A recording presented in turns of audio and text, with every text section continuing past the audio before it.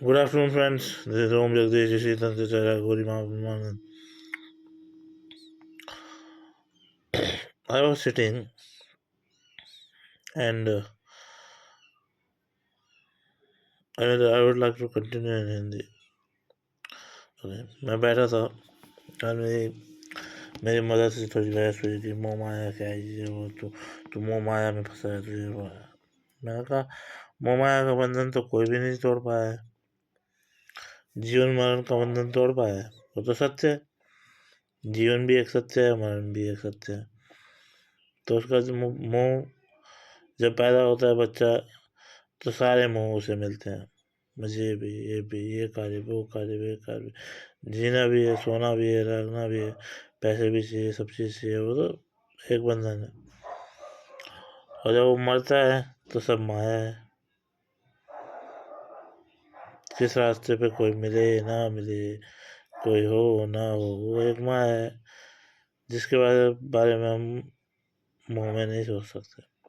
तो ये जीवन मरण का बंधन है। जैसे जीवन सत्य है वैसे ही मरण सत्य है। तो इसी सत्य से उजागर करते हुए नारद मुनि आए। नारद मुनि ने बोला ब्रह्मा के बारे में आपने बता दिया, लेकिन उनकी माता के बारे में नहीं बताया। मैंने कहा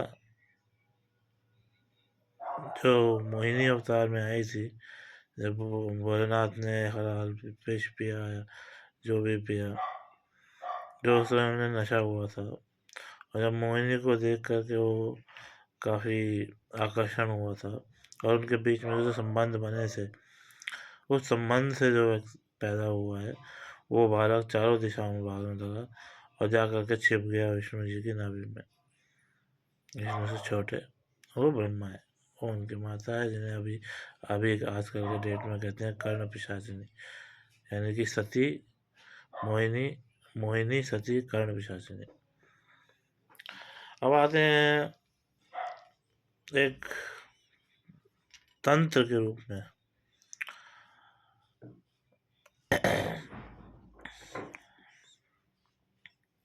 ये वीडियोस खाली मेरे वेल विशेष के लिए है, आप भी देखा करो जो नॉन वेल विशेष है, शायद कभी आप भी बन जाओ वेल विशेष मेरे। मुझे क्या कहता, मैं कभी अवॉइड नहीं करता, क्या करूँ, करा मैं कभी कभी करना पड़ता है, अब वो ही जो हूँ मैं।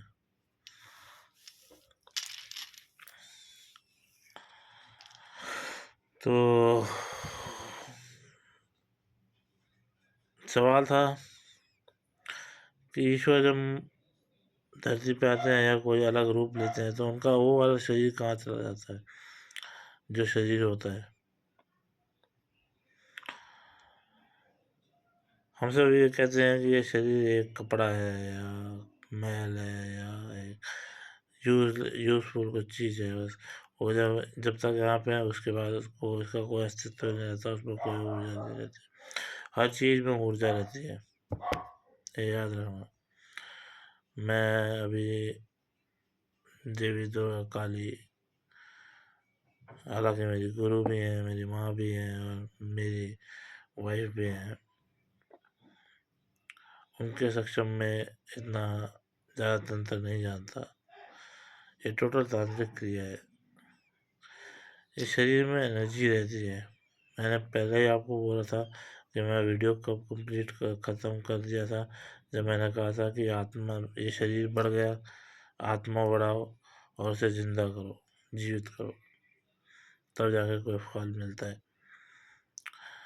तो यही है कि इस शरीर में ऊर्जा रहती है, क्योंकि इसने तुम्हें समेट रखा है, ऊर्जा ने तुम्हें समेट रखा है।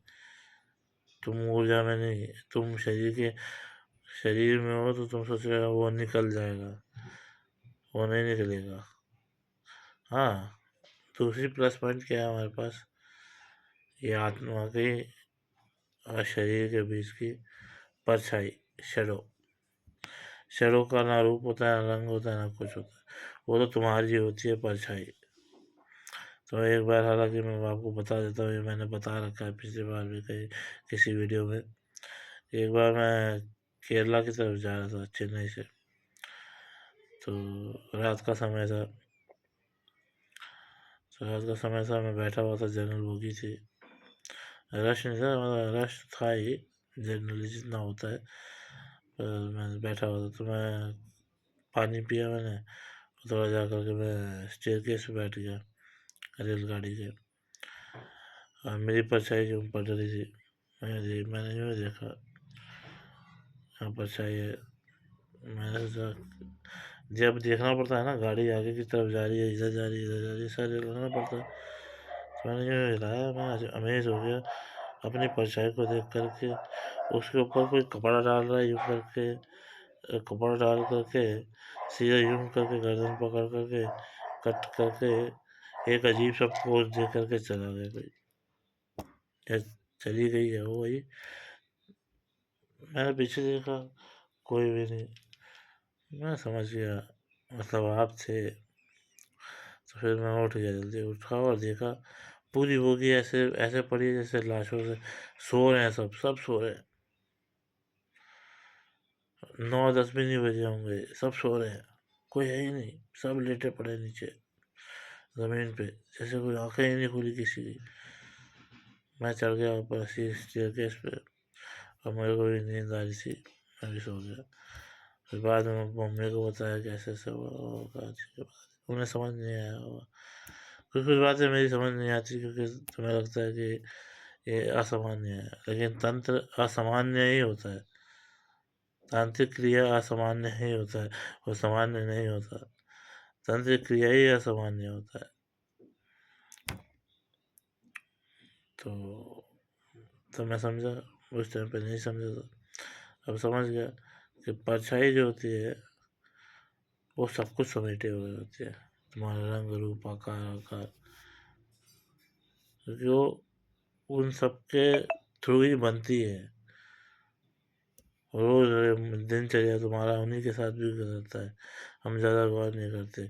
हम कैसे अपनी परछाई देखो, नहीं ये देखो, हम कुछ ना कुछ कहते हैं, ये मनुष्य को मुझे नहीं पता क्या क्या बोलते हैं।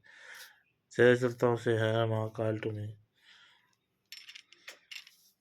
और कुछ बोला था नहीं। इंटरेस्टिंग टॉपिक है, लेकिन मैं अभी उस हद तक मैं पहुँचा नहीं कि मैं किसी की परछाई को कैद करूँ या कुछ करूँ।